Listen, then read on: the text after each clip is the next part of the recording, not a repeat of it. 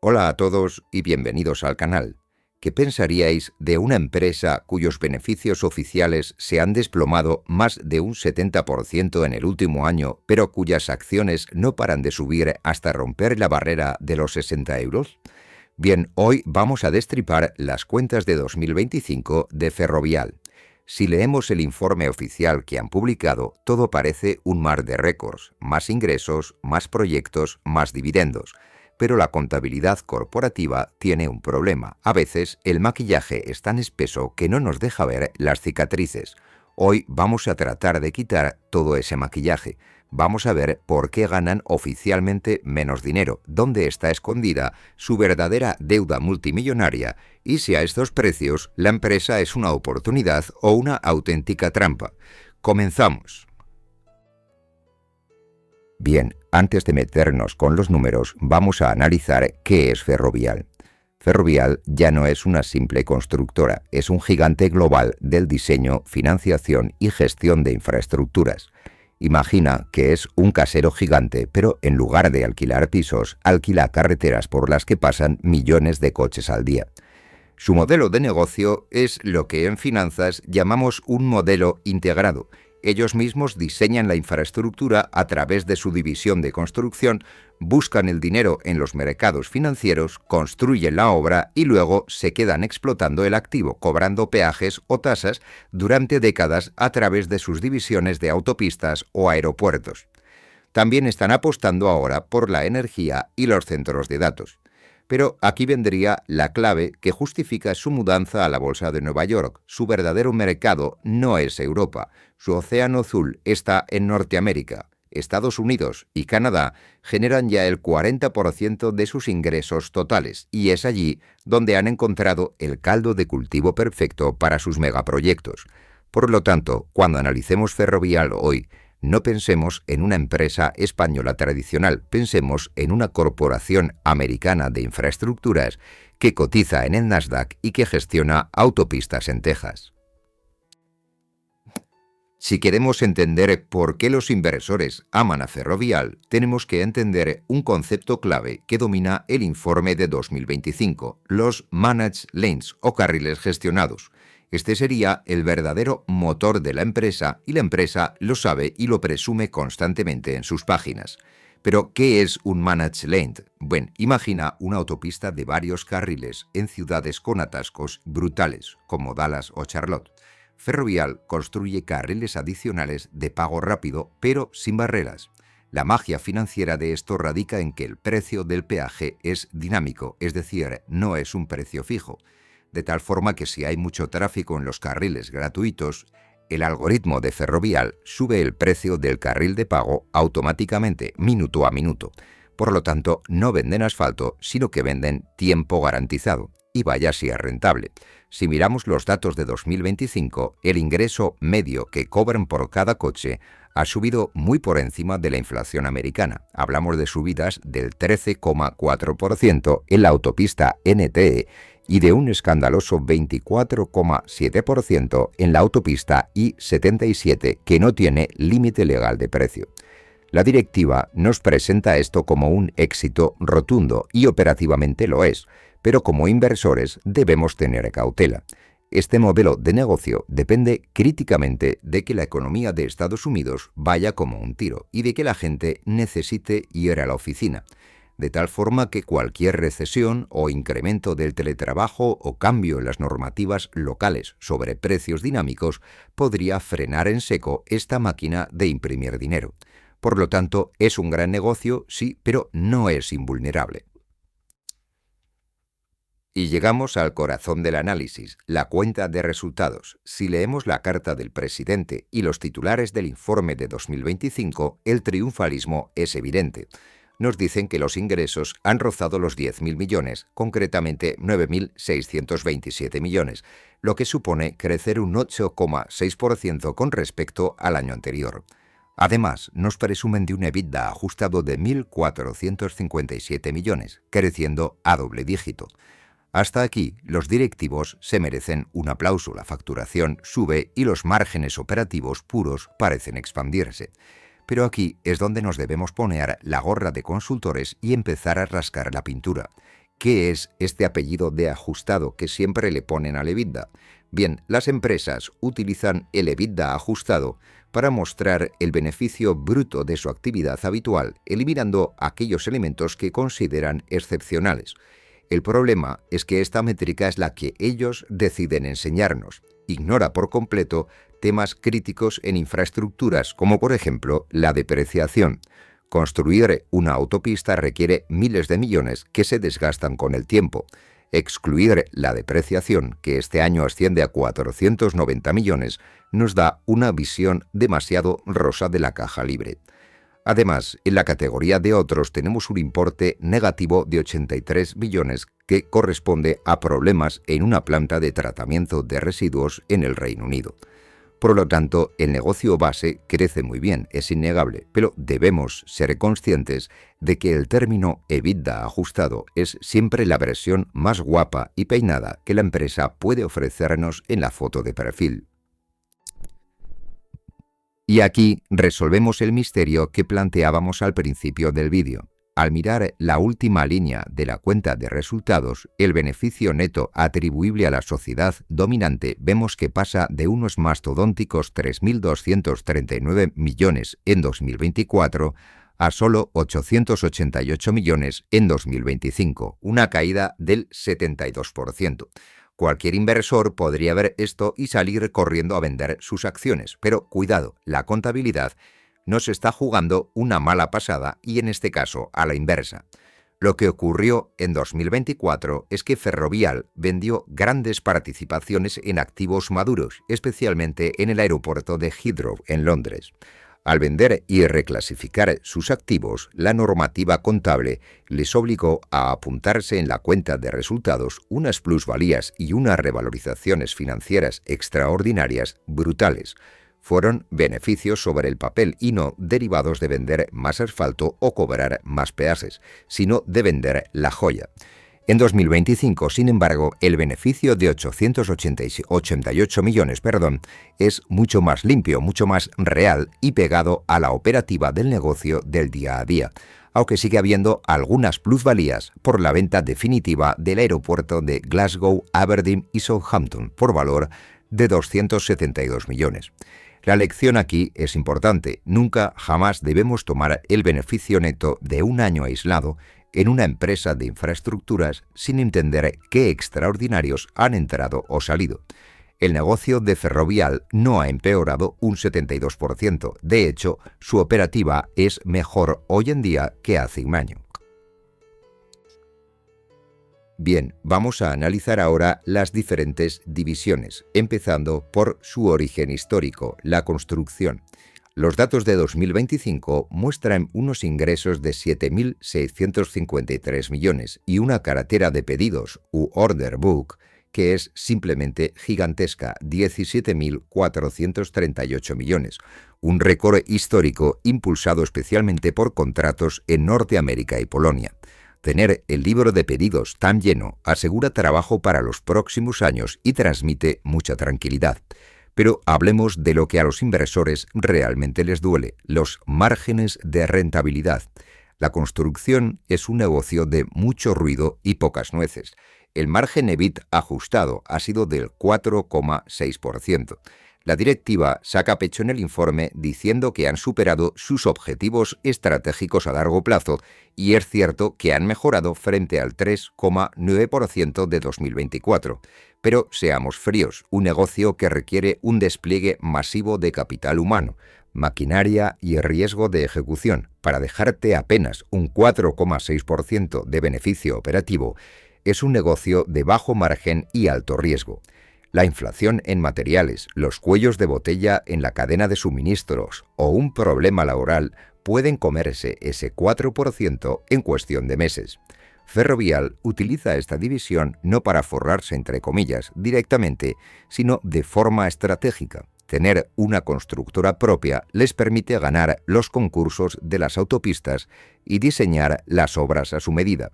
Es este el escudo de su negocio de concesiones, pero no nos dejemos cegar por los 17.000 millones de la cartera, ya que el valor real no reside en la constructora.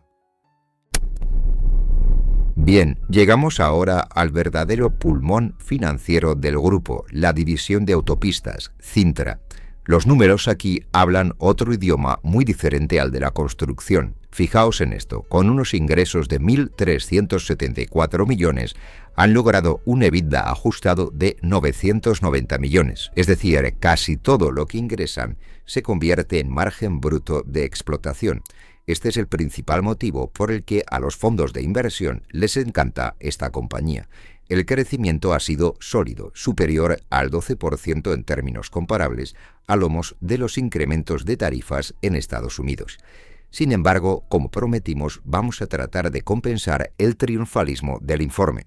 Su principal autopista en el mundo, la 407 ETR en Canadá, de la que ahora poseen el 48,29%, ha incrementado su tráfico un 6,1%. Todo suena genial, hasta que leemos la letra pequeña de los riesgos, en concreto algo llamado Schedule 22.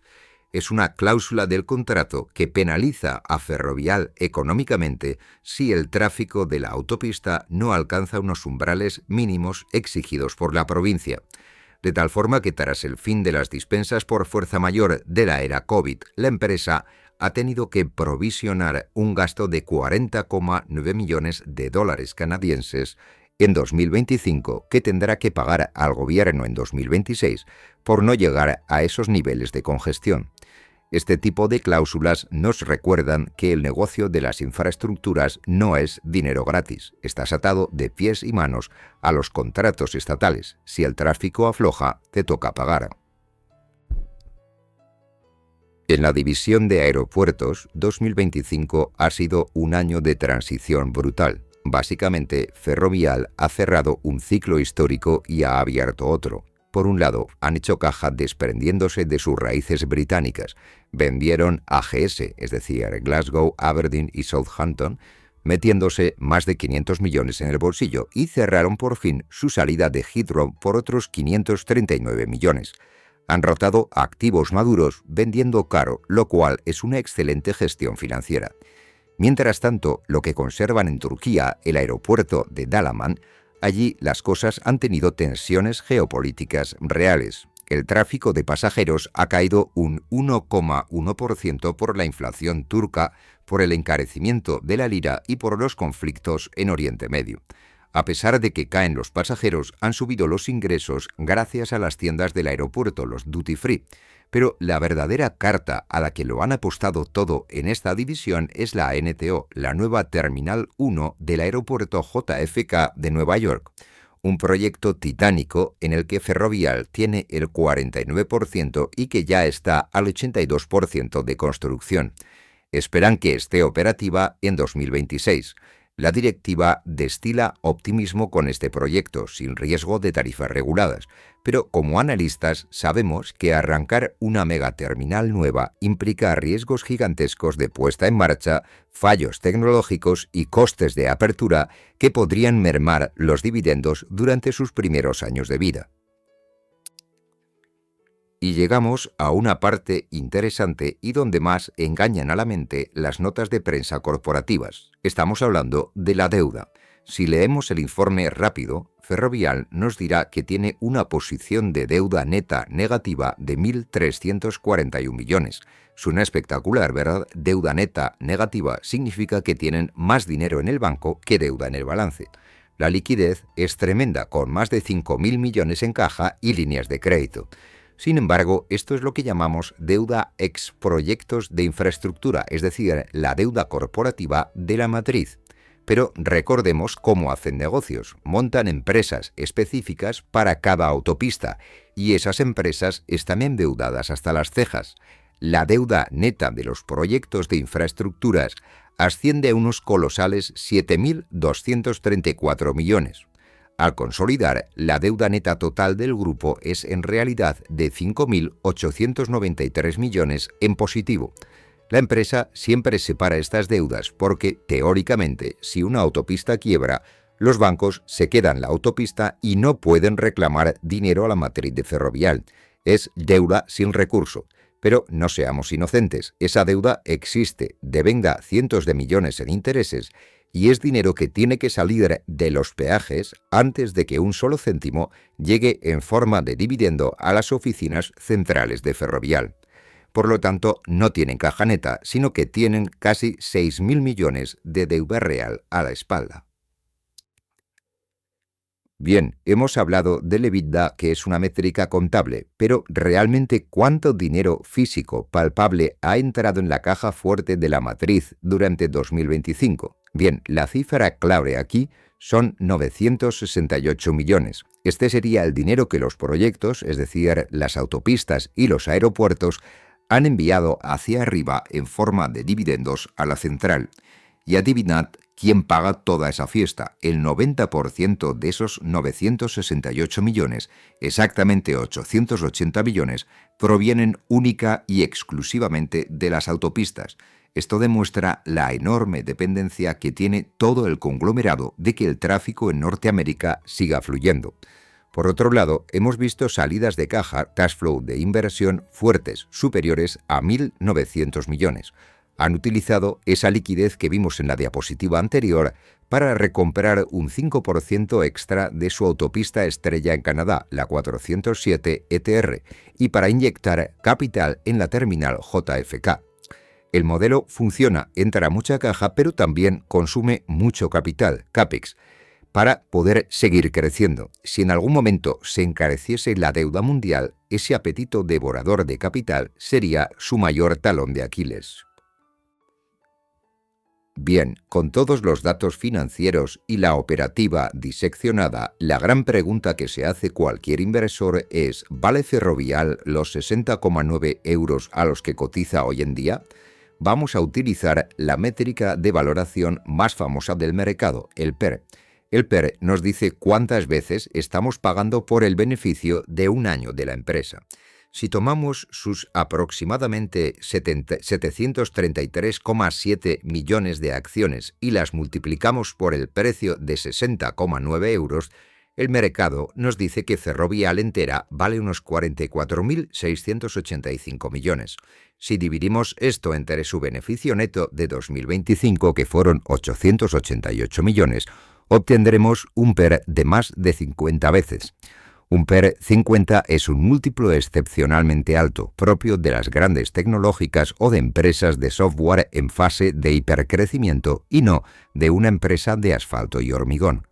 Pagar 50 veces beneficios significa que el mercado, con su habitual sesgo optimista, está asumiendo que los peajes americanos de Ferrovial van a crecer a un ritmo exponencial durante décadas, sin recesiones de por medio, y que la nueva terminal del JFK será una máquina de dinero infalible. Estás pagando por la perfección. Si la empresa tropieza lo más mínimo en la ejecución de sus obras de aquí a 2028, una valoración de PER 50 no tiene margen de seguridad y las caídas en bolsa podrían ser dolorosas. Vale, como el beneficio neto a veces tiene distorsiones, se suele utilizar otro múltiplo mucho más exacto para valorar corporaciones endeudadas, el Enterprise Value sobre el EBITDA. El Enterprise Value suma lo que vale la empresa en bolsa más toda la deuda neta que tiene, los 5.893 millones que comentábamos antes.